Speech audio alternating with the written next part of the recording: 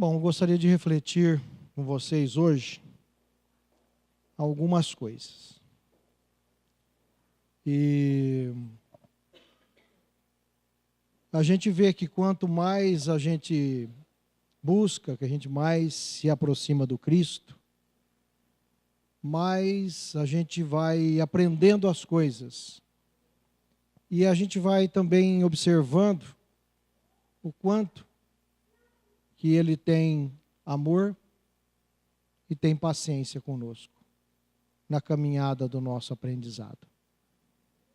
Antes de entrar praticamente no trabalho, gostaria de fazer um preâmbulo de algumas coisas que nós precisamos lembrar sempre. Primeiro, nós precisamos lembrar que nós estamos estagiando num mundo de segunda categoria. Mundo de provas e expiações, onde todos nós estamos ou passando por provas ou enfrentando expiações. Precisamos nos lembrar sempre disso em todos os momentos. Mas precisamos lembrar também que a misericórdia do alto nos deu um guia e nos deu um modelo, para que a gente possa não se perder na trajetória da nossa vida, em tudo aquilo que nós estamos vivendo, para podermos chegar ao grau de perfeição que todos nós um dia iremos chegar, uns mais cedo, outros mais tarde, mas todos iremos chegar. E quem precisa de guia? Todos nós precisamos de guia quando nós não sabemos aonde nós estamos, né? Quando a gente vai viajar, por exemplo, você está numa cidade que você não conhece, para você não se perder, você solicita um guia e esse guia vai te levar pelos lugares de uma forma segura, vai te mostrar o que há na cidade de melhor. E nós olhamos para Jesus e vemos nele esse guia. Porque, como ele disse, eu sou o caminho, a verdade e a vida. Ninguém vem ao Pai se não for por mim. Então ele, quando ele disse isso, se colocando o caminho como caminho, ele estava mostrando que ele sabia a jornada que cada um teria de trilhar, porque ele próprio já havia trilhado essa jornada.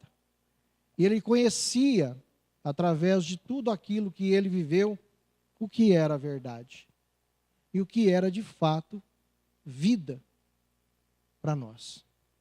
Então nós precisamos desse guia para nossas vidas. E precisamos sempre de um modelo, para que a gente possa se orientar sobre aquilo que nós devemos copiar, porque o modelo serve para isso, né? Quando uma mulher pega um modelo de roupa e ela vai fazer esse modelo de roupa, ela tem ali algo que ela irá copiar. E quando nós olhamos para Jesus, nós temos nele essa fonte onde a gente vai copiar. Copiar o quê? Copiar as instruções, os ensinamentos, as palavras que ele deixou, tudo aquilo que ele viveu e que mostrou para cada um de nós em quais situações e como nós devemos reagir em cada uma dessas situações. Ele vai nos mostrando através da experiência dele, de vida, daquilo que ele viveu, ele vai mostrando para cada um de nós como que nós devemos reagir perante as coisas da vida. Se a gente tiver um pouquinho de paciência para poder estudar o Evangelho, porque é lá que está contido o ensinamento do Cristo, a gente vai descobrindo que para cada experiência que a gente vive, a gente vai encontrar uma resposta de como nós devemos vivê-la realmente com o Cristo. É só a gente ter um pouquinho, né, de percepção e de vontade de buscar, de estudar, de se envolver de fato com esse ensinamento tão profundo e maravilhoso. Kardec fala para nós, na questão 625, que Jesus é aquele homem perfeito, aquele Espírito que nos foi dado para ser o nosso guia e modelo. E também, dentro desse preâmbulo todo, na questão 627, Kardec pergunta para a espiritualidade: qual que era então a função do ensinamento dado pelos Espíritos, se Jesus era tudo isso que a gente comentou aqui? Qual era a função do ensinamento dado pelos Espíritos? E a espiritualidade responde que a finalidade do ensinamento dos Espíritos é mostrar naquilo que Jesus falou por parábolas, Jesus falando de uma maneira simbólica, daquilo que Jesus falou ao seu tempo, aquilo tudo fosse melhor compreendido, melhor interpretado, onde não deixasse dúvidas, onde nada pudesse ficar ao sabor das interpretações que não fossem da verdade. Então, todo o trabalho da espiritualidade vem em torno disto. Então, eu gostaria que vocês fixassem isso dentro de vossas cabeças, de vossas consciências. E hoje eu queria comentar com vocês também um texto que eu acredito que todo mundo conhece. Está em Mateus, capítulo 7. Eu posso falar, mas eu quero ler hoje. Jesus fala assim: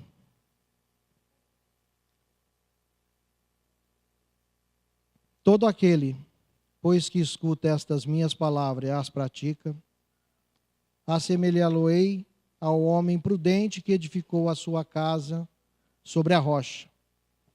E desceu a chuva, e correram os rios, assopraram os ventos, e combateram aquela casa. E não caiu, porque estava edificada sobre a rocha. E aquele que ouve estas minhas palavras, e não as cumpre, compará-lo-ei ao homem insensato, que edificou a sua casa sobre a areia. Desceu a chuva, correram os rios, assopraram os ventos e combateram aquela casa. E caiu, e foi grande a sua queda. Todos nós que estamos inseridos neste mundo de provas e expiações, todos nós, independente se a pessoa é boa ou se a pessoa é má, como está colocado em Mateus 5,45, porque o Senhor faz com que o seu sol se levante sobre maus e bons, e a sua chuva desça sobre justos e injustos. Todos nós que estamos aqui, indistintamente, nós passamos por esses momentos. Você pode ser a melhor pessoa do mundo, você pode ter os melhores sentimentos no coração, você não está isento de sofrer a ação deste mundo de provas e expiações. Ninguém. E eu vou tentar aqui mostrar algumas coisas para vocês. Primeiro, vamos nos reportar a seguinte pensamento.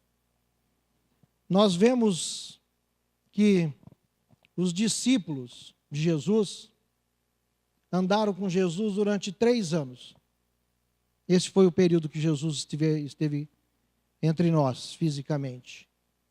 E nesse período, os discípulos viram Jesus, como Pedro também viu, viram Jesus fazer de tudo. De tudo.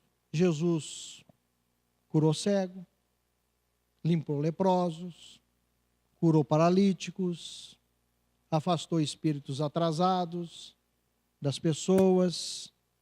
Jesus fez de tudo. Multiplicou pães, como está colocado. Mas Teve um momento em que Jesus, ele pegou e subiu ao monte e foi orar. E quando ele começou a orar, diz o texto que está em Lucas, que Jesus começou a suar sangue. E os discípulos olharam para aquilo, certamente, e disseram: tem que estar acontecendo alguma coisa muito grave. Tem que estar acontecendo alguma coisa muito grave. Por quê? Porque Jesus, ele resolvia todas as coisas. Até então, nada que apareceu para ele, ele deixou de resolver. E de repente, eles veem Jesus lá orando, e num estado em que suava sangue. Tem uma coisa muito grave acontecendo. Era o momento para os discípulos, como muitas vezes na vida nossa, é o momento da aferição de valores. Para os discípulos de Jesus, a aferição de valores, o momento da grande prova, o momento do grande testemunho, era aquele momento ali. Como que eles iriam reagir diante daquilo que estava por vir? Porque a partir daquele momento ali, Jesus é entregue aos soldados. Ele é entregue aos soldados. E excetuando-se, porque quando Jesus foi preso, Pedro cortou a orelha do soldado, e Jesus colocou de volta a orelha dele, lá curou a orelha dele, e disse para Pedro: Pedro, quem com ferro fere, com ferro será ferido. Embainha a tua espada. A partir deste momento, a gente pode pegar todo o evangelho, todos os 4 evangelhos, vocês não vão encontrar em momento algum Jesus usando de seus poderes. Nenhum. Em nenhum momento ele vai usar dos seus poderes. Em nenhum deles. Um pouco antes de tudo isso acontecer, desse desfecho acontecer, de Jesus ser preso, Jesus, ele está para ser comemorada a Páscoa. E ele pede para que Pedro e João fossem arrumar o lugar onde eles iam passar a Páscoa. E Pedro pergunta para ele: mas como? Ele fala assim: olha, você vai seguir, na praça você vai encontrar um homem que está com um cântaro de água nas costas, segue ele. E quando chegar na casa do senhor dele, você diz que o mestre mandou ele, e vocês vieram preparar a ceia para o mestre. E eles saem. Vai, encontra esse homem, segue, faz tudo o que tem que ser feito. E Jesus se reúne lá com os seus discípulos. E Jesus fala da parte pascal toda que tem ali, fala do lava-pé, fala de quem é o maior no reino do céu, quem é o maior, para ser o maior no reino do céu tem que ser o servidor de todos. Dá o exemplo ao lavar o pé dos discípulos, que eles deveriam fazer isso, para que eles, se eles quisessem, ser pelo menos igual ao seu mestre, e assim por diante. E ao final desse contexto, ele vira para Pedro e diz: Simão, Simão, eis que Satanás vos pediu para cirandar como trigo, mas eu roguei por ti, para que a tua fé não desfaleça. E ele fala assim: E tu, quando te converteres, confirma a teus irmãos. E Pedro diz a ele: Senhor, estou pronto a ir contigo até a prisão e até a morte. E a gente sabe o versículo seguinte, que Jesus diz para ele: Pedro, antes que o galo cante, 3 vezes você me negará. E a gente, às vezes, na nossa vida de relação, a gente tem essa certeza que Pedro tinha. A gente acredita que crer realmente basta. Que crer realmente é tudo. Que ter fé é tudo. Mas veja, como a gente falou há pouco, Pedro caminhou com Jesus durante 3 anos. Se a gente olhar para a história de Pedro, Tiago e João, em todos os acontecimentos mais importantes eles estiveram presentes. Pedro, ele viu lá no Monte da Transfiguração Jesus transfigurado junto com Moisés e Elias.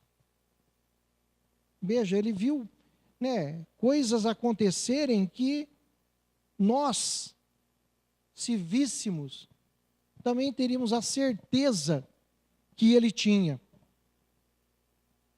A plena convicção que ele tinha de que estaria pronto para ir até a prisão e morrer pelo Cristo. Mas chega um momento, para todos nós, como chegou para o Cristo, o momento, não de uma provação, mas de uma ação do próprio mundo, do próprio meio. Porque as águas caíram para o Cristo. Como fala aqui. A chuva desceu, correram os rios e assopraram os ventos para o Cristo. Era um momento. Porque chega em determinado momento, ele diz: Senhor, se for possível, afasta de mim esse cálice, mas que não seja feita a minha, mas a sua vontade. Ele passou por este momento onde que estava sendo, por assim dizer, testado. Mas esse teste para Jesus não significava nada. O sofrimento que a gente vê em Jesus ali é por nós, pela nossa não compreensão de quem estava ali. De quem verdadeiramente, estava ali. Isso que sofreu Jesus. Mas os discípulos, eles tinham uma certeza de que eles confiavam em Jesus, que eles criam em Jesus, que eles iriam até a morte com Jesus. Mas chegou o momento de aferição de valores para eles. E a gente vê Pedro negando Jesus. A gente vê Pedro negando Jesus. Pedro, jamais dentro dele passou que isso ocorrer com ele. Agora, veja nós, espíritos de uma distância imensa de qualquer um dos apóstolos. Distância imensa nós estamos. A nossa convivência com o Cristo, extremamente relativa, muitas vezes fortuita, muitas vezes uma ligação até movida por interesses. Olha, eu estou precisando,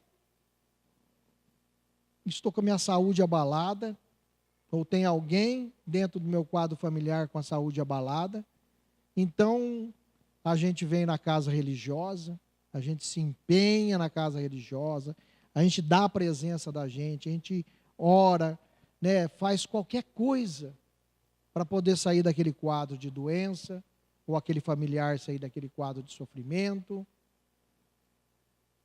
ou um problema financeiro, seja lá o que for. Resolvido o impasse, o que vai acontecendo? Com esses laços que se aproximaram tanto do Cristo.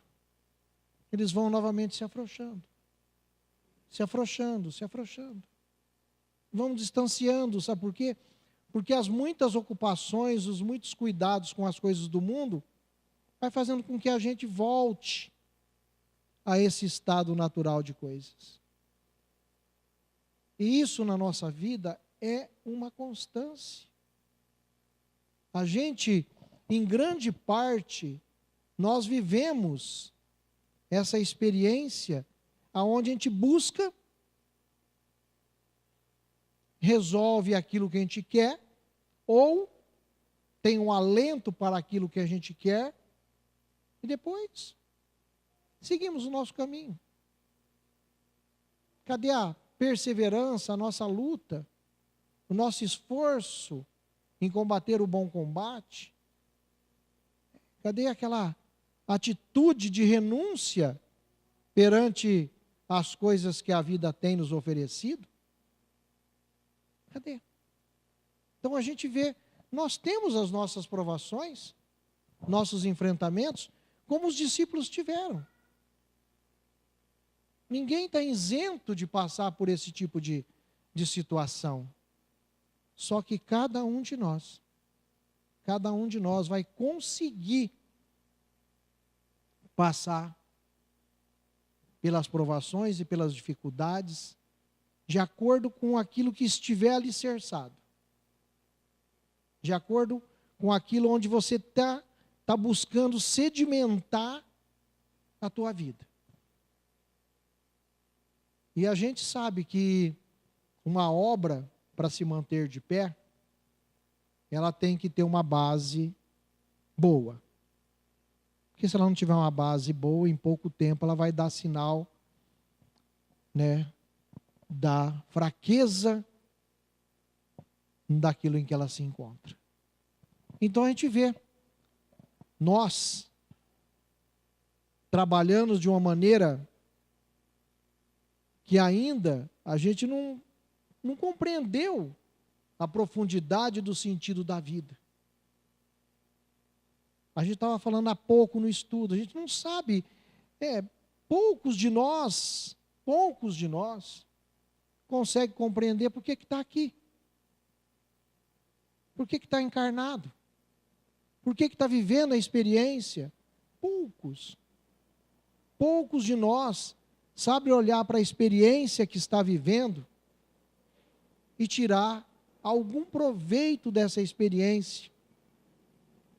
A gente está acostumado a olhar para a experiência e ficar lamentando. Ficar se achando que é o prejudicado, que é o coitadinho da história. Mas olha, ninguém que está encarnado na terra não tem compromissos. Ninguém deixa de ter débitos com esse, com aquele, com alguma coisa. Então, se nós estamos vivendo dentro de um meio, vivendo em companhia de pessoas, tendo a oportunidade de estar ao lado de pessoas que às vezes não são aquilo que a gente queria para nós, sabe? Eu queria uma situação diferente, mas eu preciso daquilo. É aquilo justamente que eu estou tendo, que é de real valor para mim. É aquilo que eu estou tendo, que vai me dar condições de eu alicerçar-me realmente na palavra de Deus, no ensinamento do alto. A gente que tem o ensinamento da doutrina espírita, a gente sabe que as pessoas não entram na nossa vida ou saem da nossa vida por acaso. Tudo tem um porquê. Tudo tem um porquê. Somos nós que as buscamos e as deixamos entrar. Somos nós que, criamos determinadas situações para com elas, ou elas para com nós. Estamos aqui justamente para podermos resolver as mazelas que um dia nós mesmos, lá atrás, plantamos. Então, quando a gente está vivendo esse momento, é o momento da chuva cair. dos rios correrem, da água correr e dos ventos soprar. É o meu momento de aferição de valores. É o momento da minha experiência, talvez um dos mais graves. Às vezes eu encarnei justamente para poder passar por isso.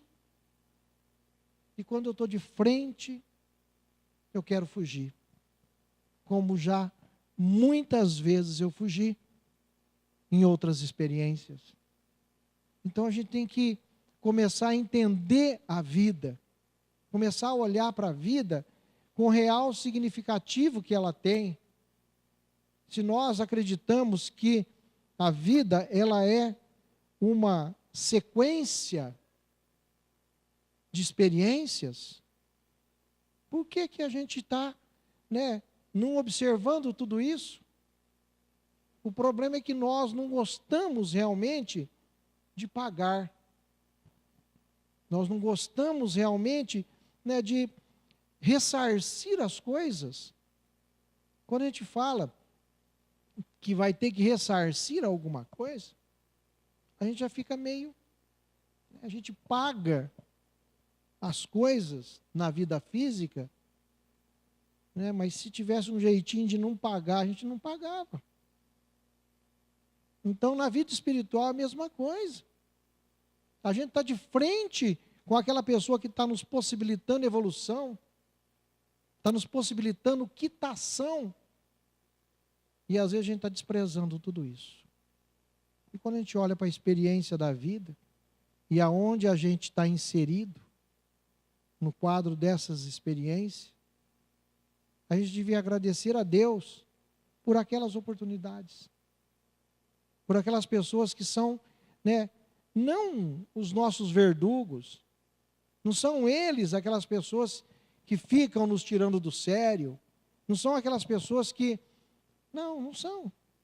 Se elas nos tiram do sério ainda, se nós as taxamos de pessoas que só nos agridem, é porque a gente não compreendeu o real valor dela. E a gente vai só compreender o real valor das pessoas e da experiência a hora que a gente chegar no mundo espiritual. Lá a gente vai ver que foi nos dado oportunidades para que a gente pudesse sair melhor da experiência da vida. Para que a gente pudesse adquirir tolerância, paciência, resignação. Alguém aqui pede isso? Eu acredito que a gente pede muito paciência, não pede? Ah, Senhor, me dá paciência. Você acha que Ele vai colocar do nosso lado Chico Xavier, a Madre Teresa de Calcutá? Aí quem vai ter que ter paciência com nós seria eles. Ele vai colocar do nosso lado aquela pessoa que é justamente o elemento gerador da experiência para que a gente aprenda isso. E a gente, quando está ali com aquele elemento valioso, a gente não percebe. Não percebe. Não percebe. E a vida nossa, ela é constituída disso. Você olha para as famílias, olha para a sociedade, olha para a nossa experiência pessoal, nós vamos observando isso. Todos nós temos alguma coisinha com alguém. Todos nós. Mas nós estamos no nosso momento de aferição de valores. É o momento em que a gente tem que dar o testemunho. Eu fico pensando dentro de mim, uma pessoa como Pedro, quando Jesus diz para ele assim: Pedro, quando você se converter, veja bem, quando você se converter, é como se, tivesse até, você está duvidando da minha certeza, está duvidando da minha convicção, você está duvidando da minha fidelidade a ti, está pondo em dúvida isso? Era para Pedro ficar meio bicudo com Jesus. Mas não, Jesus tinha uma maneira especial de ensinar. E ele continua ensinando a todos nós até hoje. Né? Porque Jesus, ele conhece cada um de nós. Ou não conhece? É claro que ele conhece. Você já reparou que ele não desiste da gente? Não desiste. Olha, nesse texto aí, ele sabia que o Pedro ia negar ele, tanto que ele disse para o Pedro. Mas ele desistiu do Pedro? Não. Falou, não, né? Fosse a gente falar, cara, daqui a pouquinho você vai estar me negando, você não serve não. Do lado dele também estava lá o Judas, que era outro cara que traiu ele. E ele desprezou o Judas? Não. Ele desistiu do Judas? Não. Então, Jesus mostra para nós que ele não desiste de ninguém. Tanto que nesse momento da crucificação dele, ele acabou ficando só. E você sabe o que é ficar só? Nos momentos de grande prova da sua vida, você vai estar só. Só no sentido de você com você, para você resolver a situação. Porque é um momento grave na tua vida. E é um momento que nós precisamos passar por aquela experiência. Pergunta para um professor. Durante todo o período das aulas, ele está lá para atender o aluno, ensinar o aluno, põe até na carteira do aluno, pega até na mão dele se for preciso pegar. Mas vai chegar no dia da prova. Ele não vai poder fazer nada. É o dia da prova dele, do aluno. O aluno vai ter que dar testemunho daquilo que ele aprendeu. Você pega uma pessoa que está aprendendo a dirigir, com o instrutor, ela está ali do lado dela, está caminhando ali do lado dela, né? Todos os dias ali ensinando, faz isso, faz aquilo, tal, tal. Ela está fazendo certinho, chique no último ali. Mas vai chegar o dia da prova. Vai estar ela e o juiz lá, que vai estar do lado dela. O cara que vai fazer a aferição dos valores dela. E ela vai dar testemunho de tudo aquilo que ela aprendeu. Sozinha. Vai ter que passar pela experiência dela. Sabe? Para que ela possa... E essa experiência não vem para prejudicar ela. Vem para fazer com que ela cresça. Cada vez mais. E às vezes quando a gente recebe algum tipo de agressão, alguma coisa que envolve a nossa vida, e a gente se deixa contaminar por isso, a gente perde a nossa paz. Os discípulos, quando Jesus foi preso, certamente ficou dentro do coração deles aquela incerteza, o medo. E agora? Valeu a pena 3 anos seguir esse Galileu? A gente que pensava que se alguém fosse pôr a mão nele, ele faria algum tipo de milagre e as pessoas... Será que valeu a pena? Cadê esse Galileu? Morreu. Os discípulos começaram a se dispersar até. Mas relata que, em dado momento, os discípulos reunidos, Jesus chega, a porta fechada, Jesus entra com a porta fechada. E Jesus diz para eles assim: a paz seja convosco.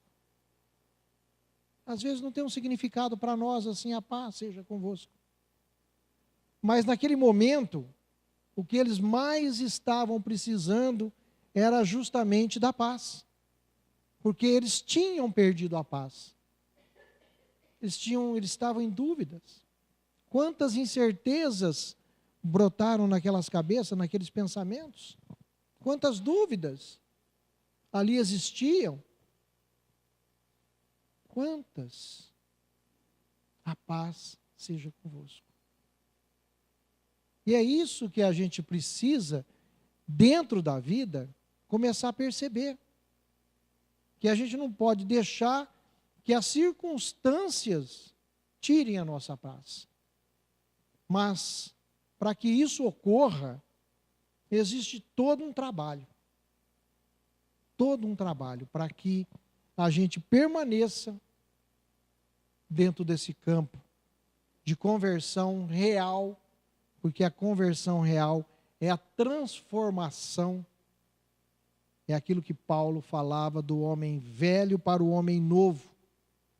Não adianta você dizer que você mudou.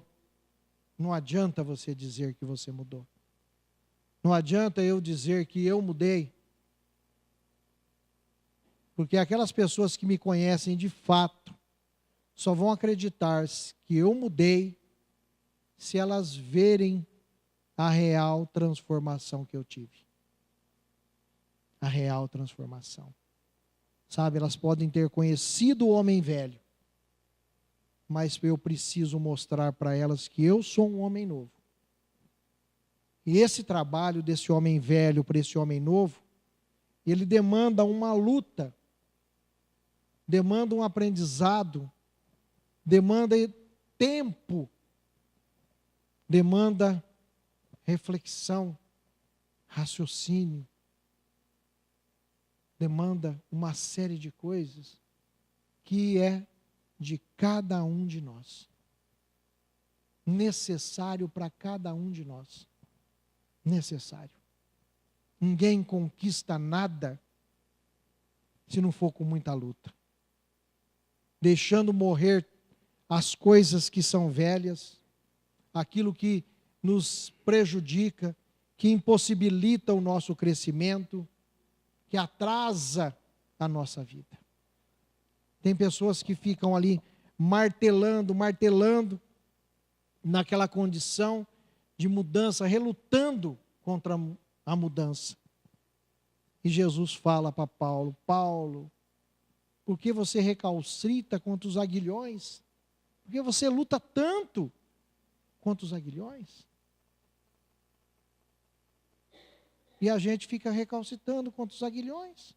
Aquilo que quer o aguilhão é aquele ferro que quer nos empurrar para frente, nos cutucar, tirar a gente da inércia, fazer com que a gente acorde para a experiência da vida, que a gente não fique parado. A gente fica ali, às vezes, parado, achando que as coisas vão acontecer de graça, que as experiências, que as coisas vão melhorar. Mas o que eu estou fazendo para as coisas melhorarem? O que eu estou fazendo para edificar o meu espírito? Eu estou tendo a paciência de buscar a instrução? Às vezes a gente se diz cristão. E o que eu sei de Jesus? O que eu sei dele? O que eu sei dos ensinamentos dele? Para que eu possa responder na vida verdadeiramente como um cristão? O que eu sei dele? Eu não me dou o trabalho de pegar o evangelho, ficar lendo, ler de novo. Sabe, porque ler é uma coisa, estudar é outra. Sabe, começar a enxergar o que tem nas entrelinhas é uma outra coisa. Sabe, porque quantas vezes a gente já passou por cima desse texto e não percebeu essa questão do converter-se. Se a gente lê esse versículo, no meio da instrução, a gente passa por cima. A gente tem que buscar a instrução. E aonde você vai buscar a instrução? Com as pessoas que têm condição de te instruir. Porque eu só posso buscar a instrução com um professor, com uma pessoa que é um mestre, com uma pessoa que é um guia, com um espírito que tem uma capacidade de instrução. Então, quem tem costume de ler, eu sempre falo, tem uma coleção de livros do Emmanuel, onde tem o Pão Nosso, Caminho, Verdade e Vida, e outros tantos. Tem um livrinho chamado Caminho, Verdade e Vida, do Emmanuel. Está escrito desse jeito lá. E Emmanuel vai explicando para nós o que é essa conversão. E parte da conversa que nós colocamos aqui faz parte desse trabalho dele. Se eu quero aprender, eu tenho que buscar. E eu buscando, eu vou tendo a oportunidade de errar menos, porque essas coisas vão ficando dentro da minha mente. E todas as vezes que eu me defrontar com algum tipo de situação, eu vou perguntar para mim: como será que Jesus agiria dentro desse quadro? E aí, se eu tiver subsídios que eu busquei, eu vou saber como que eu devo responder, como que eu devo agir. E certamente vocês podem ter a certeza, porque isso se passa comigo também, que nem sempre eu vou ficar alegre com aquilo que Jesus vai responder. Porque Jesus vai pedir para mim, para que eu tenha paciência, para que eu tenha calma, para que eu dê a outra face, para que eu não me exaspere, né, para que eu persista mais um tanto. E às vezes eu não quero. Então vai ser uma briga entre aquilo que de fato está dentro de mim, que é o homem velho, que é as imperfeições, que é para isso que eu vim aqui e encarnei, que eu vim para poder mudar, para poder tirar de dentro de mim. E essa briga vai se fazer, porque esse mundo é de provas e esse mundo é de expiações. Então as provas virão para que eu possa ir tirando de dentro de mim aquelas imperfeições. Sabe, aquela história de falar assim para você, assim, olha, perdoar é esquecer? Não. Esquecer é amnésia. Guarda isso. Perdoar é você trabalhar aquilo que te chega. Perdoar é você receber a injúria, a ofensa, e ela não te fazer mal, ela não te contaminar. Isso é você saber trabalhar. Mas isso demanda tempo. Até lá a gente fala assim, esquece. Mas a gente está lembrando. E muitas vezes a pessoa está lembrando com aquela carga emotiva do passado. Então aquele sentimento ainda está lá. E você precisa tirar aquilo de lá. Você veio aqui para tirar de dentro de você aquilo que está lá te fazendo mal até hoje. Está fazendo mal e a gente não percebe. Precisa tirar de dentro de nós, fazer com que aquilo venha para a luz, porque Jesus disse para nós que tudo aquilo que está escondido vai sofrer a sanção da luz. Precisa disso. Precisa de sofrer. Eu preciso aprender a trabalhar aquilo que vem até mim. É por isso que Jesus, lá na cruz, ele diz, Pai, perdoa. Eles não sabem o que fazem ainda. Ele sabia daquilo que nós carregávamos, mas ele não se deixou ofender por nada disso. Os seus discípulos o abandonaram, mas ele foi atrás dos discípulos que estavam desesperados para consolar eles. A paz seja convosco. E então a gente vai vendo em Jesus como que ele age. E às vezes a gente fica lutando para agir de uma maneira diferente. Mas a gente tem que procurar conhecer Jesus, procurar agir como ele agia. Que nós viemos aqui para isso. A gente pode falar assim, mas eu não dou conta. Mas você pelo menos tem que procurar realizar o máximo de esforço nesse caminho.